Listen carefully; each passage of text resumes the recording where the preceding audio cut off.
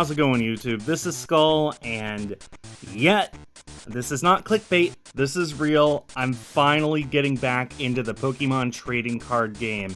It's been a while since I've done any card-related videos on my channel, but I thought that this would be a great way to start the return of my Pokemon card collecting, and the start of a brand new Pokemon journey. This has just been a long time coming, and I want to tell you all about it. Look, I even got this nice big binder to show off, which doesn't fit in view at all. Sorry, Zippy. But before I do, I want to tell you about today's sponsor, Western Rise. Western Rise's pants are versatile, comfortable, and high performance. They don't wrinkle, smell, or stain, and they stretch in every direction. Most people are still using pants designed in the 1990s. Cotton jeans that wear out, rip, don't stretch, and aren't built to move.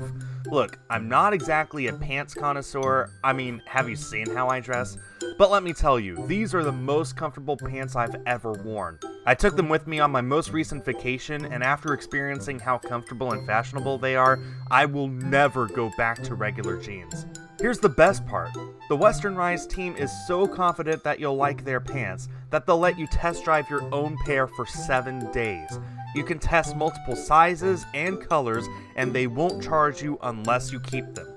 Get 10% off today with free worldwide shipping and returns by going to westernrise.com and using code SKUL at checkout. That's Skul with 1 L.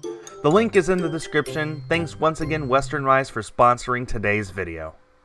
So, the cards. Well, basically, when I got out of it in 2016, the reason was it just wasn't fun anymore. Right about that point was when ultra rares were becoming super common, and it was becoming more and more hard to collect brand new sets, which made it harder to collect anything in general. I just wasn't having fun with it anymore, and I was having some issues with the Pokemon Company's practices at that point. And I was just like, you know what, I'm done. I don't want to deal with it. I don't want to try and collect cards anymore. I'm done. And I still stand by that decision. I know it's weird because I'm getting back into collecting cards now, but I actually did. I didn't mind getting rid of my collection. I kept the cards that I wanted to keep, which I still have, and I sold everything else. And yeah, and getting into card collecting now, 5 years later, has turned to be a lot more of a chore than I expected. Thanks a lot, millionaire YouTubers. So anyway, I decided that instead of going after a complete set, complete English set of every card ever made like I was trying to do before, what I'm going to do now is I'm going to be collecting one card per Pokemon. The older, the better. So, for example, I do not want to go for a complete base set, so that would include getting the trainer cards and the energies to complete the set. I'm not interested in that. What I'm interested instead is going after, say, Bulbasaur here. Going after just one Bulbasaur card, and since this was the first Bulbasaur card made, then I'm happy. This is my Bulbasaur card. And my plan is to do that for every single Pokemon. There's over 900 Pokemon now. Even collecting one card per Pokemon is still like 50 trading card game pages worth of pages in my binder. So, yeah. But this is the only Bulbasaur I need.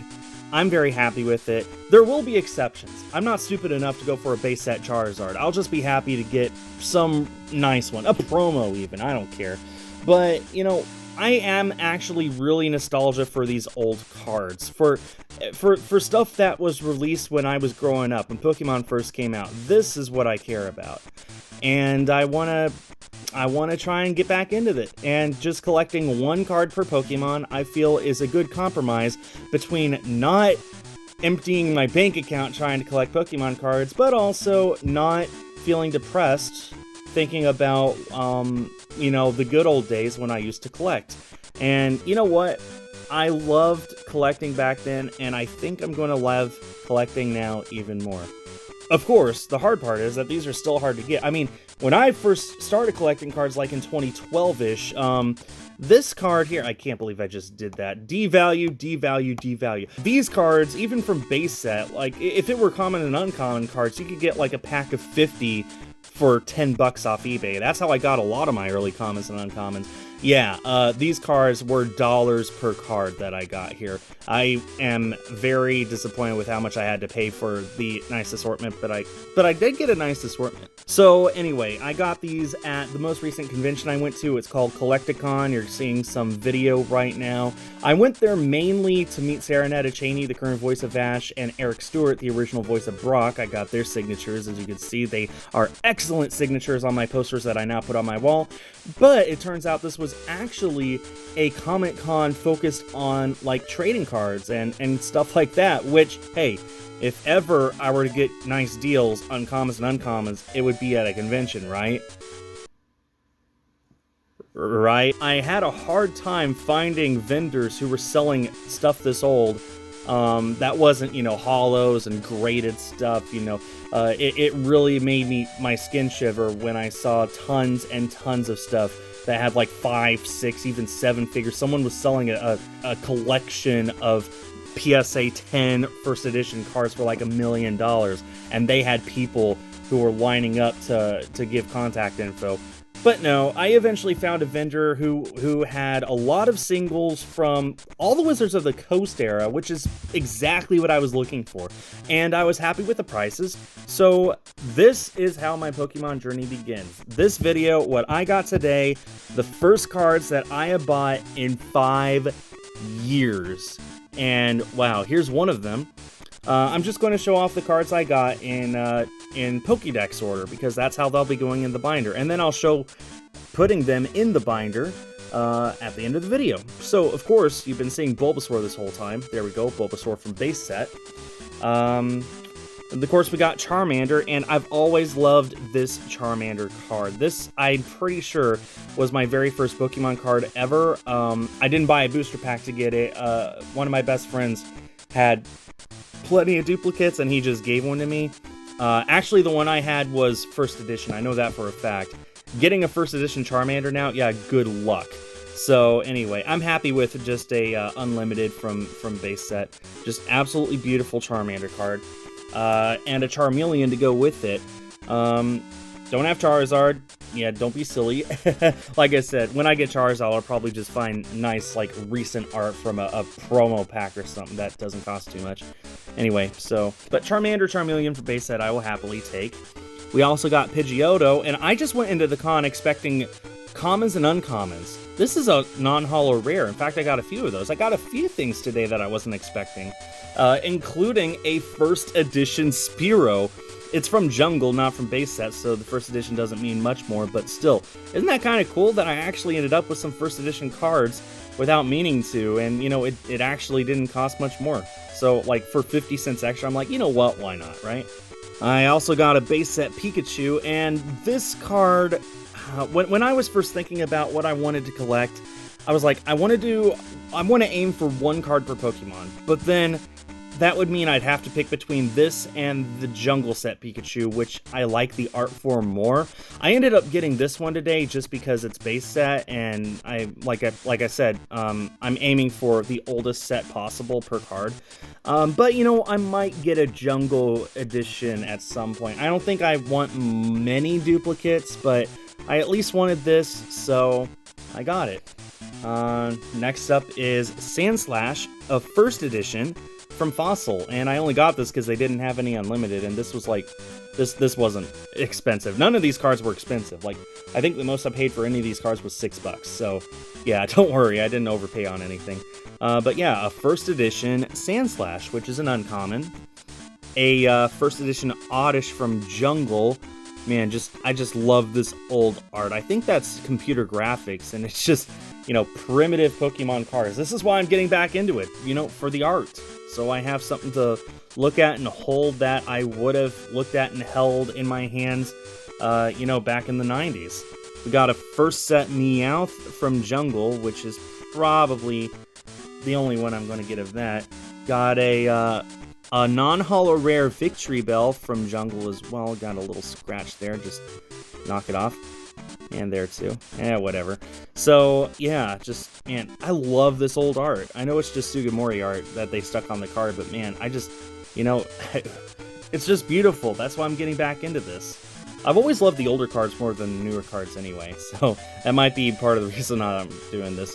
Anyway, we got an Electrode, which is another non-holo rare from Jungle. In fact, Jungle and Fossil, I'm pretty sure, if I remember right, there were two versions of the rares, one holo and one non-holo. So, yeah, that makes the non-holo rares a lot easier to find and a lot cheaper. We got a non-holo rare Pinsir from Jungle as well. I'm just going to breeze through that. Got the only water type I ended up getting today. I thought I picked up more, apparently not. But hey, this is a beautiful one anyway. We got Lapras, and I love this because this is Sugimori art, but it was made solely for the card. It wasn't made for the games or anything, I think. Anyway, so that is a beautiful, beautiful non-holo rare from Fossil. That just looks so good, so beautiful. Like, I just love how on the old style of cards, like the blue in the background just sort of looks like ice. It's just absolutely gorgeous. Ended up getting a Porygon, which I feel like back in the day I would have had a hard time finding. Plenty of them there now. We got a non-holo rare Kabutops from Fossil. Man, just absolutely gorgeous. And I was tempted to get Brock's Kabutops, because, I don't know, I'm kind of thinking some of them I'd like to get Dark Pokemon, or I'd like to get Gym Leader's Pokemon. I don't know. I'm going to have to figure that out as my collection goes, but today I wanted to just force myself to focus on my own rules. So, yeah, ended up going with that. I also got this Dragonair card here, just absolutely gorgeous art, just, man, I just love that, it's so pretty. And then the only non-Gen 1 Pokemon I got, a Noctowl from Neogenesis, which is an uncommon. I thought it was a rare, oh well. So yeah, hey, I got at least one non-Gen 1 Pokemon, but really, I'm getting back into this mostly just to collect these super old cards again. And then I'll start collecting the newer ones for the newer Pokemon as I go. Definitely happiest with this Charmander. This is the one that I love the most. Although, you know what? I got a soft spot for this Spearow, believe it or not. I've always loved that art. Whenever I thought of Spearow, for any reason, I've always thought of this art right here of it eating a real-world worm, not a Pokemon. Anyway, so that was episode 1 of my new Pokemon journey. Thank you everyone so much for watching. I hope that you continue watching this series as we progress. And yeah, thanks once again, Western Rice, for sponsoring this video. Thanks everyone for watching, and stay tuned for more.